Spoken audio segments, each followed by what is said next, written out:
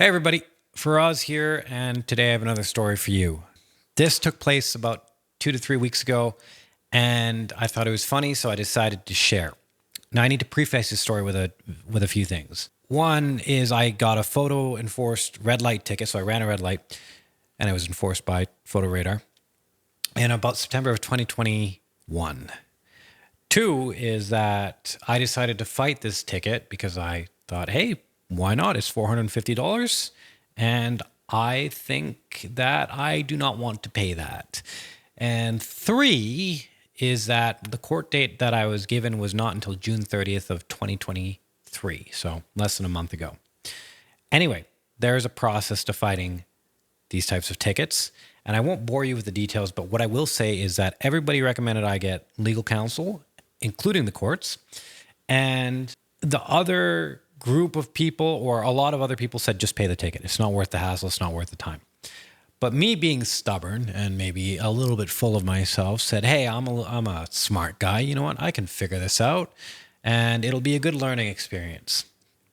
I'm a smart guy. I can figure this out. It'll be a good learning experience. So I went through the process, and one of the things you do is you request disclosure, and that starts the case, and they give you the details around the case, and then you look at it and see if it was a proper calibration for the machine that they used to take the picture and stuff. You can do all sorts of these things, and this is, I believe, what lawyers usually would do, but I took it upon myself because, once again, I might be a little bit full of myself, but I was like, I'm a smart guy. I can figure this out. Anyway, court date rolls around, and it turns out that I needed to make my chartered filing. Like, I couldn't just go up on the stand and make my case. Your Honor, blah, blah, blah, blah. No. If I was going to make a chartered argument, the idea that my rights under the Canadian Charter of Rights and Freedoms had been infringed upon, therefore this ticket should be thrown out.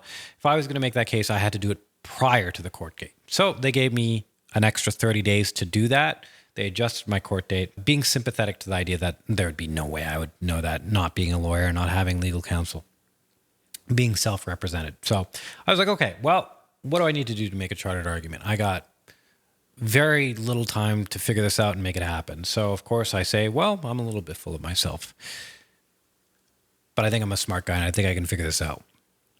I go on the internet. I look through a bunch of resources. I talk to ChatGPT, which was very helpful. I do a bunch of things until I basically have a semblance for what I need to do. I need to do three things. I need to make a notice of charter. So it's a notice. It's basically the front page, which includes all my arguments and what indication of what is to come. Next is an affidavit. An affidavit is a statement of something that I believe to be true, and it is sworn before a commissioner of oaths, someone who's able to sign off on this. And then lastly, I just need a schedule with all the exhibits saying this is my evidence, this is what I'm seeking. I'm seeking a stay of proceedings, which just means that, hey, I want this ticket to be thrown out. And so it takes me a couple days to put this together. It's a little bit difficult. The legal speak is tough, but as I said earlier, you know, I might be a little bit full of myself, but I am a smart guy, and I think I can make this work. Anyway, I do that. The next step from there is to serve these things. So you got to serve this to three people. I got to serve this to the Attorney General of Canada, the Attorney General of Alberta, and the prosecutor assigned to my case. And this might seem a little bit excessive, but remember what I'm doing is I am making a chartered argument. My rights under the Canadian Charter of Rights and Freedoms have been infringed upon. That's why I have to serve these to these three parties. And of course, the Attorney General of Canada, his office is in Ottawa, and of Alberta is in Edmonton. So this is a very difficult thing to do, but I'm like, you know what? I am potentially a little bit full of myself, but I'm a smart guy and I can figure this out. So I look into it. Apparently you can do this by registered mail.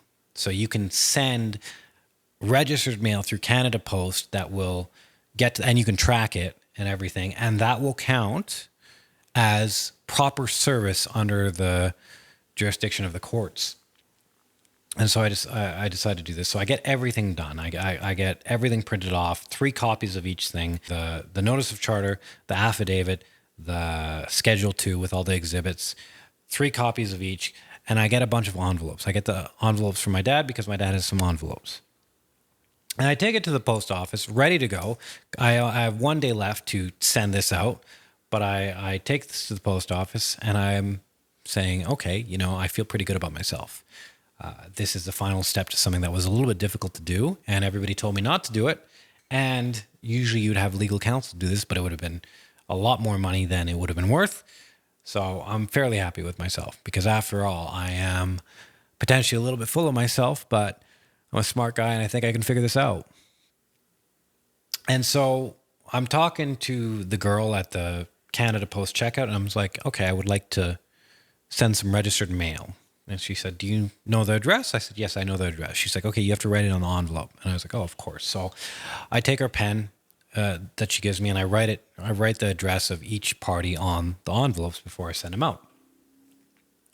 And once I'm done writing the address on the envelopes, I give them to her, and she says, "Oh, you have to seal them yourself." She's talking about how envelopes, they have that sticky thing. Like you apply some water, you lick it, and then you close it. Same thing on those envelopes. They had this little tab where it would stick to the paper. So at that point, I'm like, well, I don't really want to lick it because it's been face down on the table, and this is a public post office. I don't know what the hell's been on that table. I don't really want to stick that in my mouth.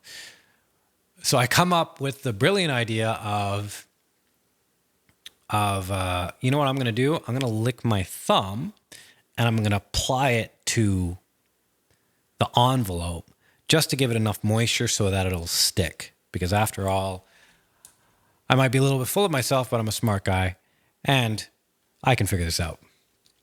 So I start doing that. I start licking my thumb and applying it to the seal to close it.